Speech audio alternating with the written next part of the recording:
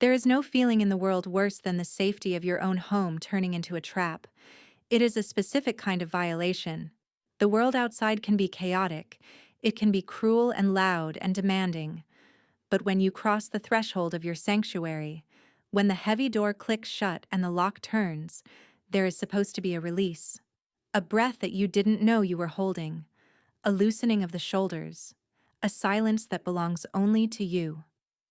For Amara Williams, the penthouse in the UN village of Hannam had finally, after weeks of terror, started to feel like that sanctuary.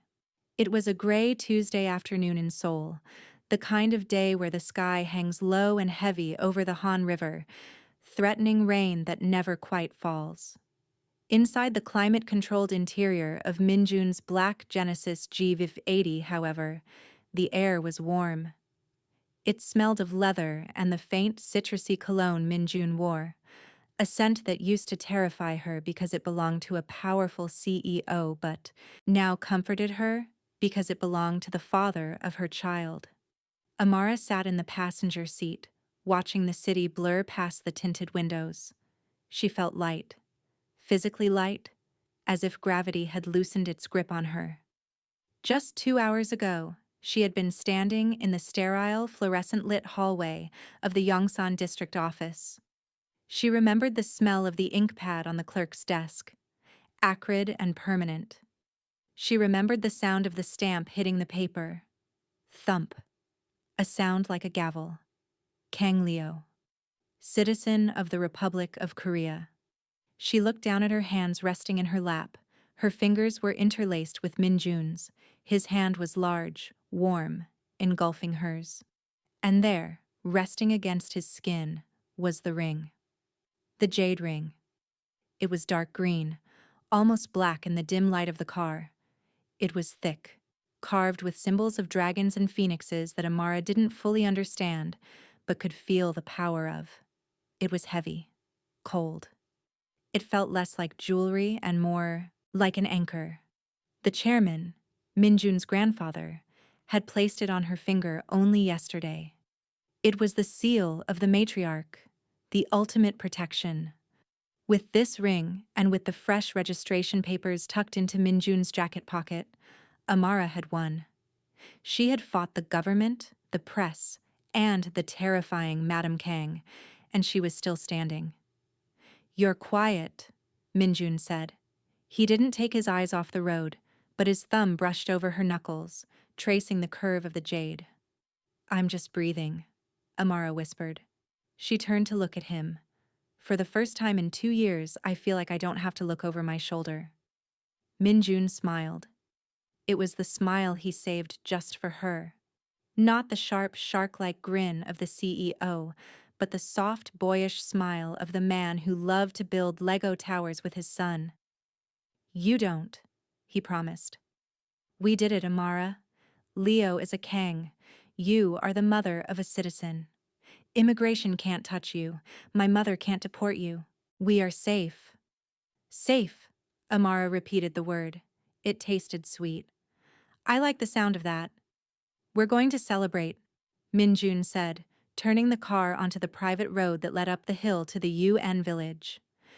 "I told Mrs. Choi to open the 1982 vintage, and I ordered pizza, the greasy kind you like from that place in Itaewon." Amara laughed.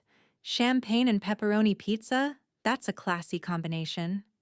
"It's the breakfast of champions," Minjun winked. In the back seat, 18-month-old Leo was fast asleep. His head was lolling to the side, his mouth slightly open, clutching a plush dragon toy that cost more than Amara's old rent. He was oblivious to the war that had been fought over his existence. He was just a baby going home. The car approached the security gate. The guards, recognizing the vehicle, bowed sharply and opened the heavy iron barriers. They drove into the underground garage, the darkness swallowing them. The flashbulbs of the paparazzi, who had chased them, halfway across the city, were finally cut off by the closing gate. Silence. Blessed, heavy silence. Minjun parked the car. He turned off the engine. For a moment they just sat there in the dark garage, listening to the ticking of the cooling engine. "We're home," Minjun said softly. He got out and walked around to her side, opening the door. He helped her out, then leaned into the back to unbuckle the sleeping Leo. He lifted his son with a gentleness that still surprised Amara, cradling the boy's head against his shoulder. Amara walked beside him to the private elevator. She pressed the button for the penthouse. The elevator doors slid shut, sealing them in their private bubble. Amara watched the floor numbers tick upward. 10, 20, 30. With every floor, she felt the armor she had worn all day slipping off. She wasn't the warrior mother anymore. She was just Amara. She was ready to take off her heels, wash her face, and eat pizza with the man she loved. The elevator chimed, softly. Penthouse level. The doors began to slide open. Amara stepped forward, a smile on her face, ready to greet the safety of her home. But as the doors opened, the smile froze. Because the air in the foyer didn't smell like home. It didn't smell like the cleaning products Mrs. Choi used, or the faint scent of baby powder. It smelled of jasmine, heavy, expensive, suffocating jasmine, and the hallway wasn't empty. But before we step out of this elevator, stop. If you are looking at Amara standing there, a black woman holding the hand of a Korean billionaire, wearing an ancient jade ring, looking like she just conquered the world, and you are confused, then you have missed the most satisfying victory in the history of this channel. You need to know the truth of what happened in episode 3. Just yesterday, Amara wasn't a victor. She was a victim. She was being threatened by Madame Kang, the evil mother-in-law who had promised to make her disappear. But then, the grandfather entered the chat. Chairman Kang, the lion of the family, walked into the penthouse, banged his cane on the floor, and declared the baby the heir. He didn't just accept Amara, he gave her the jade ring, the family seal, the ultimate protection. She has the DNA proof, she has the citizenship papers, she has the ring. She thought the war was over. But she forgot one thing. In the world of the elite, the final boss isn't the law. It isn't the mother-in-law. It is the arrangement, the betrothal. If you didn't see the grandfather shut down the haters in episode 3, you need to pause this video right now. Click the link in the description. Go watch Amara earn that ring before you watch her fight to keep it. For everyone else, take a deep breath, because the elevator doors just opened and the real nightmare is about to begin. Amara blinked. She thought for a second that she had gotten off on the wrong floor. The foyer of the penthouse was usually a study in minimalism. Marble floors, a single abstract painting, a console table with fresh orchids. It was cold, but it was clean.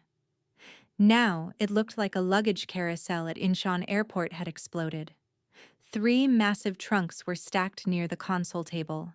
They were vintage Louis Vuitton, the leather darkened with age, the gold hardware gleaming under the chandelier. They were stacked like a barricade, blocking the path to the living room. Beside them was a garment rack that hadn't been there this morning. It was hung with coats, Burberry trenches, cashmere wraps, furs that looked soft enough to melt. "What is this?" Minjun asked, his voice rough. He tightened his grip on the sleeping Leo. "Mrs. Choi?" There was no answer from the housekeeper. Instead, there was movement from the velvet bench near the window. A woman was sitting there. She had her back to the elevator. She was scrolling through her phone, her posture perfect, her spine straight as a rod. Her hair was magnificent, a waterfall of glossy black silk that fell all the way to her waist, shimmering in the light. She wore a cream-colored suit that was tailored so precisely it looked like it had been sewn onto her body. She didn't look like an intruder. She didn't look like a guest. She looked like she was waiting for a meeting to start. At the sound of Minjun's voice, she turned around. Amara felt the breath leave her body. The woman was beautiful, But it wasn't the warm, approachable beauty Amara tried to cultivate. It was a sharp, weaponized beauty. Her cheekbones were high and cutting. Her skin was porcelain perfect, without a single pore or blemish. Her eyes were shaped like almonds, lined with sharp black liner that flicked upward like a blade. And her smile.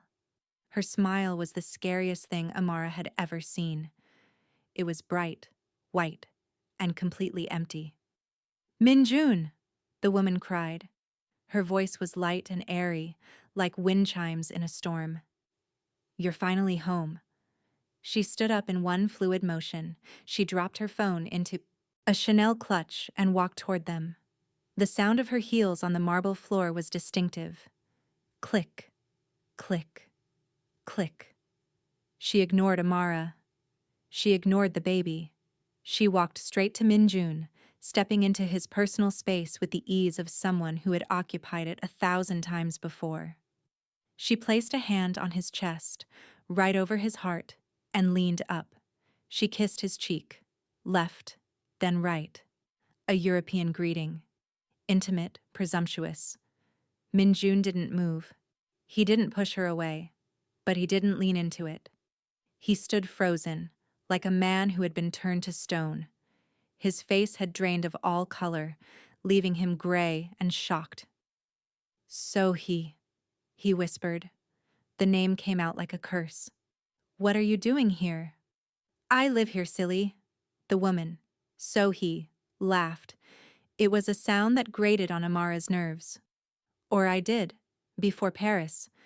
Remember? I sent my trunks ahead." She stepped back, keeping one hand on Min-jun's arm, claiming him. Finally, she deigned to notice the other person in the room. Her eyes slid over to Amara. The look wasn't curious. It was an inspection, a dissection. So he scanned Amara from her shoes, sensible flats, scuffed from the paparazzi mob, to her dress, white cotton, now slightly wrinkled from the car ride, to her hair, pulled back in a messy bun, flyaways escaping. She wrinkled her nose slightly as if she smelled something unpleasant. "And who is this?"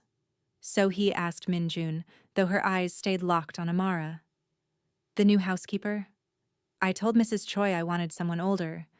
Young ones are so distractible. They always spend too much time on their phones." The insult landed like a physical slap. Housekeeper. Amara felt the heat rush to her cheeks. The shame was instinctive, a reflex born of years of being the only black woman in spaces not designed for her. But then she remembered the registry office.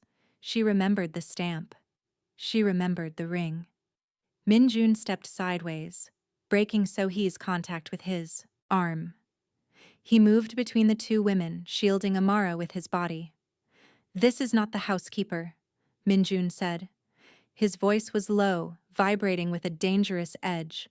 "This is Amara. She is my family." "Family?" So-hee repeated the word. She tasted it, then spat it out with a laugh. "Oh, darling, stop. Be serious. Your mother called me this morning. She was hysterical. She told me everything." So-hee stepped around Min-jun, circling him like a shark. She looked down at the sleeping Leo in his arms. "She said you picked up a stray from Itaewon because you were feeling guilty about some indiscretion." She reached out a manicured finger to poke Leo's cheek. "And this must be the indiscretion," she mused. "Cute. In a rugged, mismatched sort of way." "Don't touch him," Amara snapped. The words came out before she could stop them. They were sharp, loud, in the quiet foyer. So-hee blinked. She pulled her hand back as if the baby had bitten her. She looked at Amara with genuine surprise, as if the furniture had suddenly started speaking. "Excuse me?" So-hee asked, her eyebrows shooting up. "I said don't touch him," Amara repeated. She took a step forward. Her legs were shaking, but she planted her feet firmly. "And I am not a stray. I am the mother of his son." So-hee's eyes narrowed. The playful facade dropped for a fraction of a second, revealing the steel underneath. "The mother," So he drawled. Yes, biology is a persistent thing, isn't it? But biology doesn't make you family, darling. It makes you a liability. Her gaze dropped to Amara's hands, which were clenched into fists at her sides. She froze. So he saw it. The jade ring. It sat heavy and dark on Amara's finger. In the bright lights of the foyer, the imperial green stone seemed to glow. It was unmistakable. It was legendary. Every elite woman in Seoul knew that ring. It was the crown jewel of the Kang dynasty. It was the ring that Sohee had been promised for 6 months. The color drained from Sohee's face. The porcelain mask cracked. Where? Sohee's voice trembled. Where did you get that? Amara saw the fear. And for the first time since the elevator doors opened, she felt a surge of power. His grandfather gave it to me, Amara said, lifting her hand so the light caught the carving of the phoenix. Yesterday. That senile old man, Sohee whispered.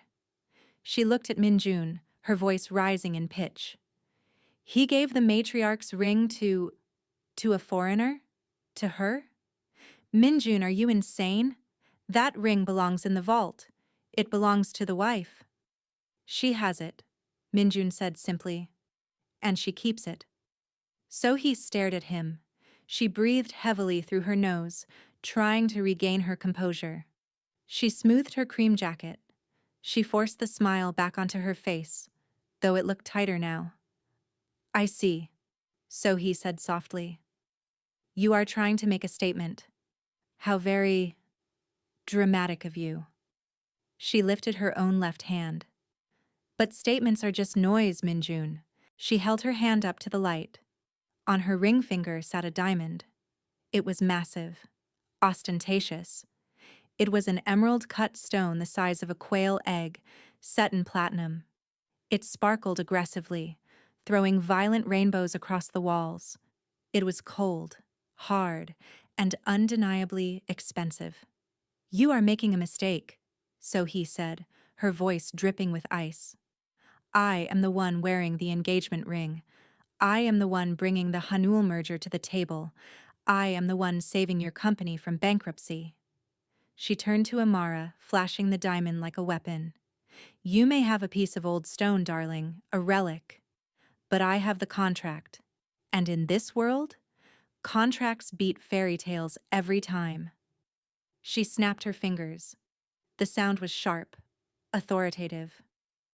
2 maids appeared from the hallway. They looked terrified, glancing between Minjun and Sohee. Take my bags to the east wing, Sohee ordered, not looking away from Amara. Since the master suite is apparently crowded. No, Minjun began. Sohee, you cannot stay here. I have residency rights under the prenuptial agreement. Sohee cut him off. Check clause 14, section B. Unless you are ready to pay the breakup fee right now. Do you have $1 trillion in your pocket, Minjun? Minjun closed his mouth. His jaw worked silently. He looked defeated. So. He smirked. She turned and walked toward the hallway, her heels clicking a sharp staccato rhythm. At the archway, she paused and looked back over her shoulder. Dinner is at 8, she called out. I ordered the chef to make French. Try to be on time, and do explain to your guest which fork is the salad fork. We wouldn't want her to embarrass us. She disappeared down the hall. The silence rushed back into the foyer. But it wasn't the peaceful silence of before. It was poisoned. It was the silence of a bomb counting down. Minjun didn't wait. He handed the sleeping Leo to Mrs. Choi, who had appeared silently to take the baby. Take him to the nursery, Minjun ordered. Lock the door. Mrs. Choi nodded, her eyes wide with fear, and hurried away. Minjun grabbed Amara's hand. His grip was almost painful. He pulled her toward his study, a room of dark wood and leather that smelled of old books and stress. He dragged her inside and slammed the heavy oak door shut. He turned the lock. He turned to her, his face pale and desperate. Amara, he started. Please, let me explain. Amara yanked her hand away. She walked to the far side of the room, putting the heavy mahogany desk between them. She needed the barrier. She needed something solid to hold onto because the floor felt like it was dissolving. Explain? Amara asked. Her voice was shaking, but not with fear anymore. With rage. You want to explain? You forgot to mention you were engaged? You forgot to mention there is another woman living in this house? You forgot to mention the diamond ring? It is a business arrangement, Minjun pleaded, reaching across the desk. It means nothing. It means you lied, Amara shouted. The tears she had been holding back finally spilled over. Again, you told me no more secrets, Minjun. You promised me. No more shadows, you said. And now I find out you have a fiancé living in the guest room? I didn't lie. Minjun ran a hand through his hair, pacing the room like a caged animal. I didn't tell you because it wasn't real to me. It was a paper shield. It was a strategy. He stopped, looking at her with eyes that were red-rimmed and pleading. 6 months ago, K-Tech was failing. My mother had made bad investments in cryptocurrency and real estate. We were bleeding money. The board was talking about a vote of no confidence. Hanul Group, Sohee's family, offered a lifeline, a merger. But her father is old-fashioned. He didn't want a partnership. He wanted an alliance. He wanted a marriage. So you sold yourself? Amara asked, her voice trembling. Like a medieval prince? I sold my name? Minjun shouted, slamming, his hand on the desk. To save the company. To save the 50,000 employees who work for us. I thought I had lost you, Amara. I thought you were gone forever. I didn't care who I married. I was dead inside. I would have married a tree if it saved the company. He opened a drawer and pulled out a thick document bound in blue leather. He threw it on the desk between them. It landed with a heavy thud. That is the contract. It says, if I break the engagement before the merger is finalized next week, K-Tech pays a penalty of 1 trillion won. We go bankrupt. My family loses everything. My father loses his legacy. Amara looked at the document. It sat there like a bomb. 1 trillion won. It was a number she couldn't even comprehend. It was more money than she would earn in 1,000 lifetimes. So you are trapped, she whispered. You belong to her. I was trapped, Minjun corrected. He walked around the heavy mahogany desk and stood in front of Amara. He didn't touch her yet. He stood, close enough that she could feel the heat radiating from his body, close enough to smell the stress on him, a scent like ozone and old paper. Until yesterday, he whispered, until I found you. He reached out, his hands hovering near her shoulders. He waited. He let her see the tremor in his fingers. He was the CEO of K-Tech, a man who moved billions with a phone call. But right now, he was terrified that she would walk out the door. I am going to break it, Amara. I have a team of lawyers working in the basement right now, going through every clause of that contract. They are looking for a loophole, a breach, anything. And if they don't find one? Amara asked. Her voice was steady, but her heart was hammering against her ribs. Then I will pay the penalty, Minjun said. I will sell my shares. I will liquidate my assets. I will burn it all down if I have to. But I am not marrying her. He finally touched her, gripping her arms gently. But I need time. The shareholder meeting is next Friday. If I trigger the penalty now, my mother wins. She will use the bankruptcy to seize control of the board. She will destroy my father's legacy. I need until Friday to find a way out. And until then? Amara asked, looking up at him. She lives here? She acts like the lady of the house? She insults my son? She is here to spy for my mother, Minjun said darkly. My mother sent her back from Paris early. She knows about Leo. She sent Sohee to break us, to make you feel small, To make you feel like you don't belong here so you will leave on your own. He pulled her closer, resting his forehead against hers. Don't let her win, Amara. Don't let her chase you away. You have the jade ring. You have the DNA. You have me. Amara closed her eyes. She breathed in his scent. She thought about the document on the desk, the trillion-1 cage. She thought about Leo sleeping in the nursery, safe for now, but surrounded by enemies. She thought about the chairman, leaning on his cane, telling her that the ring was a shield.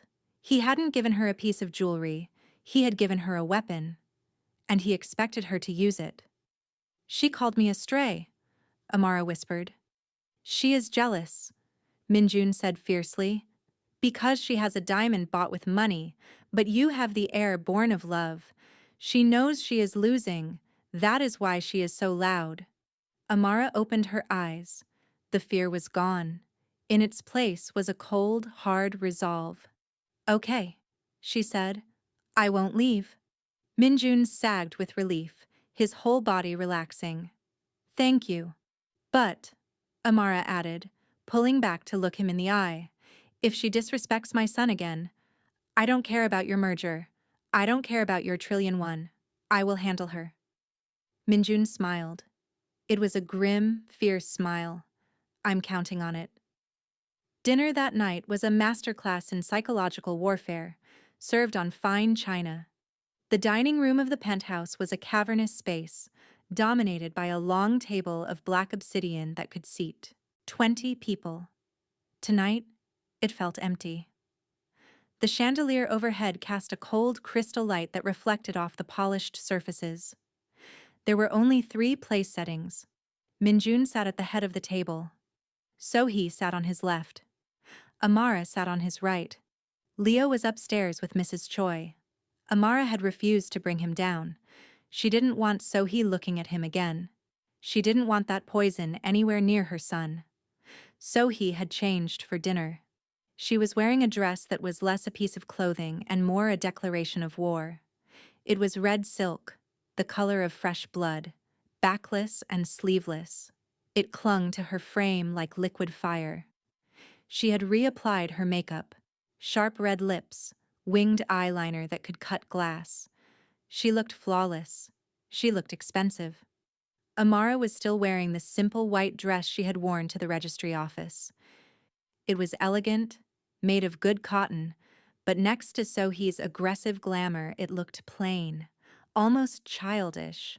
The contrast was deliberate. Sohee was the flame, Amara was the moth. The chef brought out the first course, escargot in garlic butter. Sohee picked up her specialized fork with practiced ease. She didn't look at her food. She looked at Amara. So, Amara, Sohee started, her tone light and conversational, as if she were asking about the weather. Minjun tells me you were a teacher before you retired. How noble. I have a master's in education from the University of London, Amara said, picking up her wine glass. She swirled the dark red liquid, watching the legs run down the glass. Education, Sohee mused, extracting a snail from its shell with surgical precision. That must be useful for nannying. I suppose it helps with changing diapers and reciting the alphabet. She smiled at Minjun, tapping her crystal glass with a manicured fingernail. Ting. Ting. You know, darling, she said, ignoring Amara now. My father is flying in for the engagement gala next week. He is so excited to see the ring on my finger. It might be awkward if your guest is still wearing that antique jade piece. It clashes with the decor.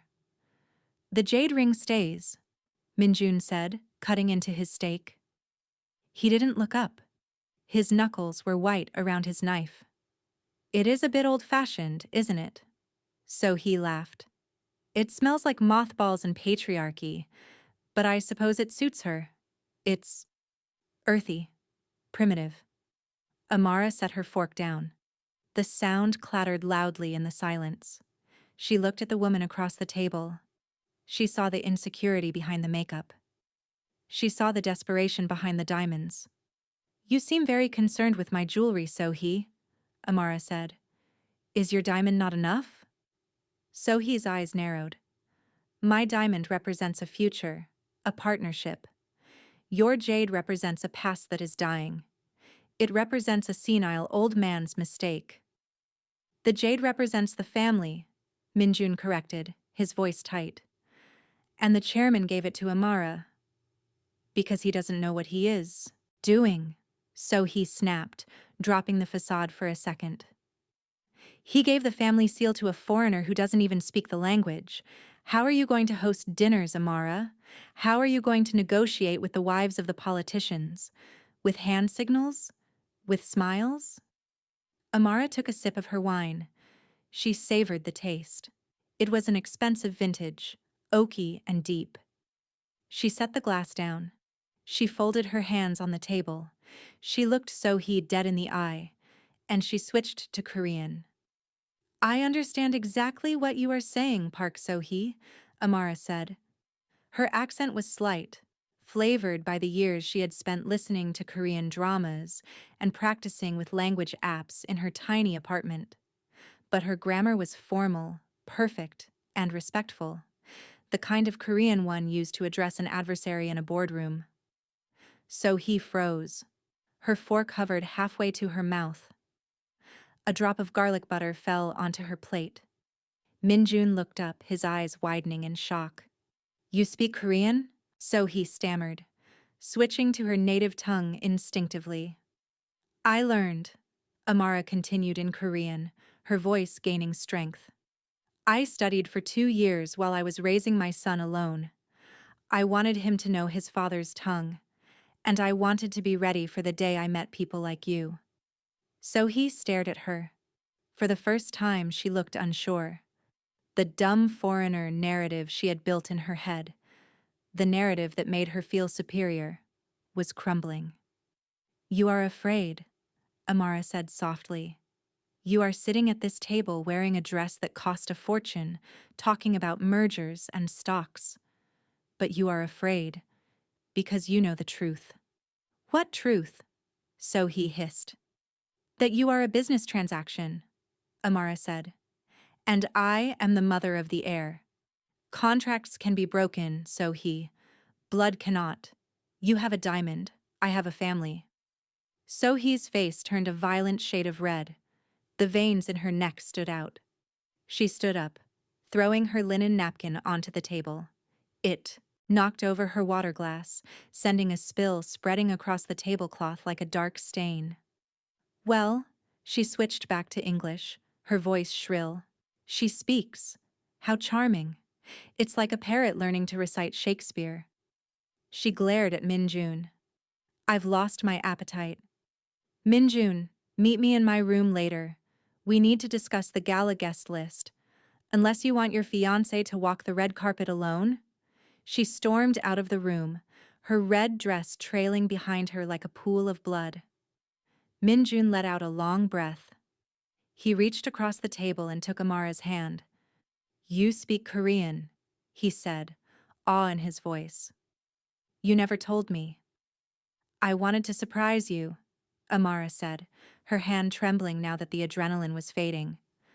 "And I wanted to save it for a special occasion."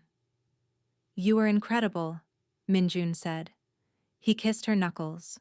She was terrified. "She is dangerous, Minjun," Amara said quietly. "She isn't just a spoiled brat. She is smart. She knows about the gala. She is planning something." "The gala," Minjun sighed. "Next Saturday. The K-Tech annual charity ball. It was supposed to be our engagement party." "And now?" "Now," Minjun said, his eyes hardening. "It is going to be your debut." "My debut?" "You are coming with me," Minjun said, "wearing the jade ring, carrying our son. We are going to walk the red carpet together, and we are going to show the world who the real family is." "And Sohee?" "Sohee," Minjun said grimly, "is going to be very, very angry." But as Amara watched the empty doorway where Sohee had vanished, she felt a cold shiver run down her spine.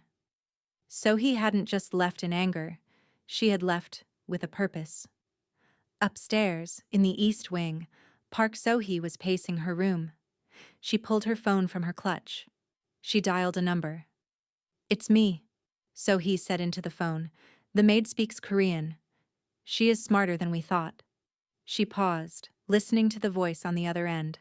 It was Madam Kang. "Yes," Sohee said. "I know about the gala. Minjun is going to bring her. He is going to try to humiliate us." She walked to the window, looking out at the city lights. "Send it," Sohee commanded. "Send the file you have on her, the one from London. If she wants to play the perfect mother, let's see how she handles the truth about her past coming out." She hung up. A slow, cruel smile spread across her face. Amara Williams thought the jade ring was a shield. She was about to find out that it was just a target. Saturday morning arrived with a storm. Rain lashed against the penthouse windows, turning the sky a bruised gray. It was the day of the gala. Amara woke up to the sound of Minjun cursing in the living room. She put on her robe and walked out. Minjun was standing by the television, the remote in his hand. He was shirtless, his hair messy from sleep, but his posture was rigid with tension. On the screen, the news channel was playing a segment. The headline was bold, red, and flashing. Scandal. K-Tech Air's mystery woman arrested. Dispatch reveals shocking police records from London. Is the mother of the Kang heir a violent radical? The screen showed a photo. It was grainy, black and white. It was a mugshot. Amara felt her knees give out. She grabbed the sofa for support. It was her. 5 years ago. She looked young, angry, and disheveled. Her hair was wild. She had a bruise on her cheek from where a police shield had hit her. She was holding a placard with a number on it. "She did it," Amara whispered. "She released it." Minjun turned off the TV. He walked over to her, his face grim. "It's trending," he said. "People are calling for a statement. My mother's PR team is already spinning it. They are saying they had no idea. They are distancing themselves from you." "I can't go tonight," Amara said, tears welling in her eyes. "I can't walk that red carpet. They will tear me apart. They will say I am a criminal." "That is exactly what she wants," Minjun said. "She wants you to hide. She wants you to be ashamed." He grabbed her shoulders.